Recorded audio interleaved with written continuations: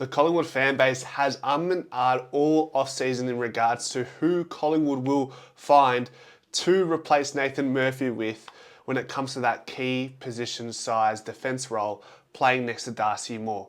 We thought it was going to get done in a trade period. Mark Keane, Josh Battle, Tom Barrass. We went as far as Adam Tomlinson, which seems to be dead in the water.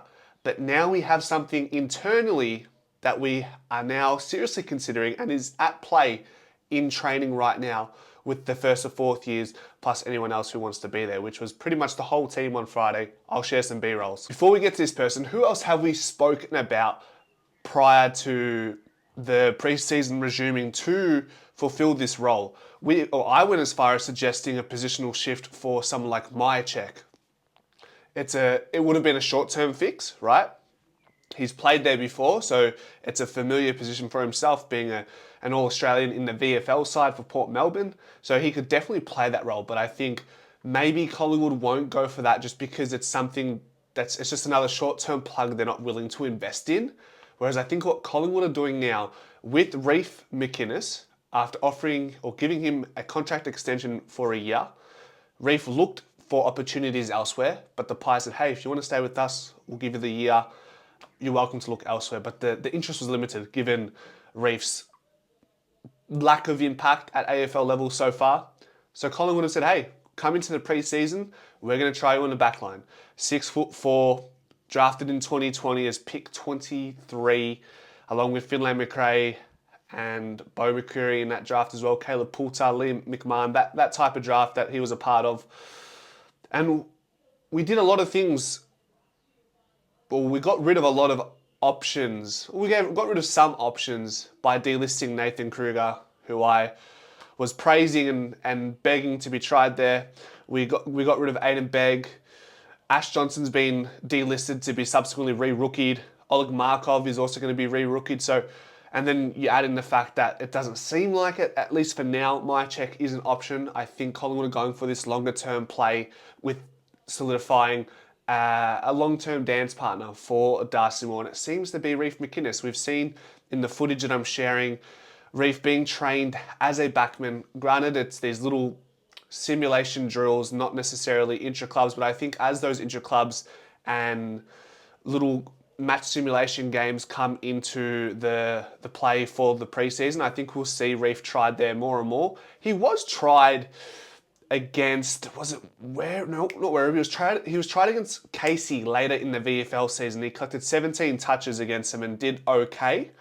I think now that we have a full off season to look at Reef McInnes, the defender, I think it's likely that we will see it. The proof is in the pudding.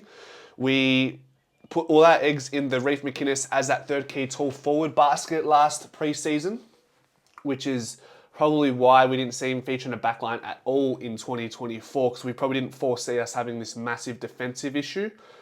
Obviously, that was part of a larger issue with the team not playing cohesively well, but there was a problem we didn't foresee, and now we can attack it with trialling someone like Reef McInnes. And then if it's not Reef McInnes, then it would be Charlie Dean, I think. I think Billy Frampton probably still plays the side. I've got my back six here, just vaguely putting it together. I've got Darcy Moore, Billy Frampton, Jeremy Howe, IQ, Reef, and Houston.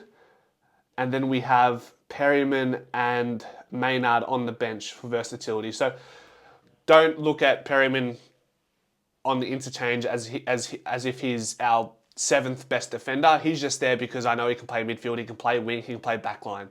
Whereas, more Frampton, Howe, IQ, Reef, Houston probably is the most balanced starting backline. You could probably put Braden Maynard in there in lieu of Reef, but it seems that Reef is going to really have a crack at that second to third key tall size, with Charlie Dean probably being the next player in preference beneath Reef McInnes when it comes to the role. I think everyone in all parties involved in this understands that this is make or break for Reef McInnes in 2025. If he isn't able to solidify his role as this key size defender, I think he might look elsewhere or may even find himself playing VFL without an AFL contract in the coming years.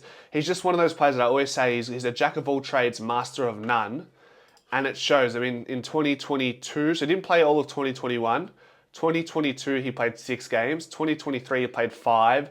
2024, he played 9 games, roughly 50% game time.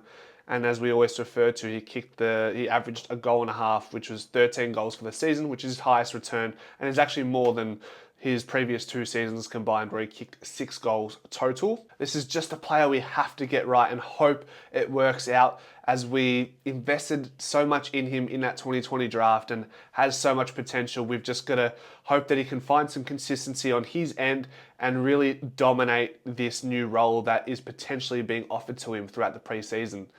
Do you guys think this is a good move? Do you think it will work out? Does Reef McInnes belong in the AFL? These are questions you probably know the answer more to throughout the year, but I want to get your guys' ideas before this is in full motion, really. Go Pies.